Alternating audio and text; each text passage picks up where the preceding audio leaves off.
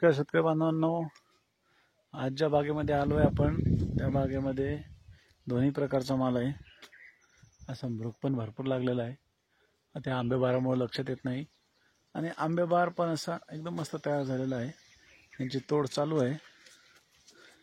2-3 दिवसाआड एक गाडी मुंबई पुणे कलरचा आलेला माल विकला जात आहे. सध्या बाजार खूप डाऊन झालेले आहे, पण यांनी कलरचा माल काढल्यामुळं एक 60-70 हजार रुपये पट्टी लागते 100 कॅरेटचे. त्याच्यामुळे त्यांना परवडते.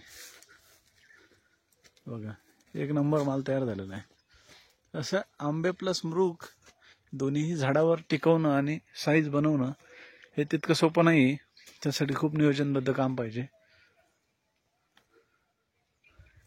आता मृग बार याच्यामध्ये आहे, पण तो लक्षात येत नाही. मृग थोडा लेट पण फुटलेला आहे, हे बघा असं.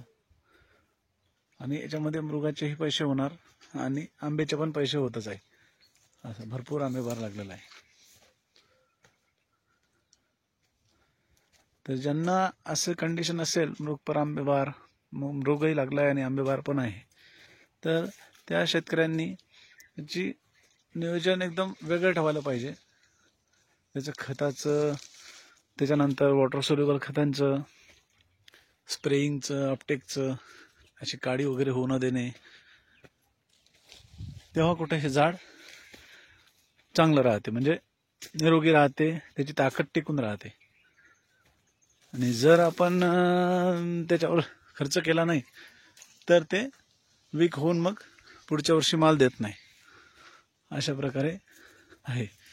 तर ज्यांना हा बाग आवडला असेल त्यांनी कमेंट्समध्ये सांगा. आणि ज्यांना वाटत असेल की अशा पद्धतीने आपल्याला पण नियोजन करायचं आहे, त्यांनी माझी संपर्क साधू शकता. 14x14चं अंतर आहे बागेमध्ये. झाडं एकमेकात गुंतून गेलेले आहे.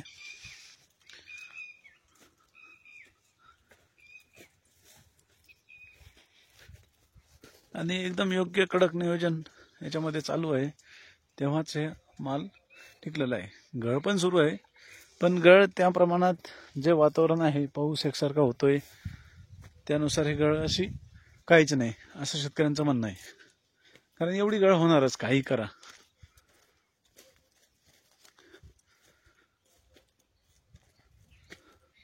धन्यवाद.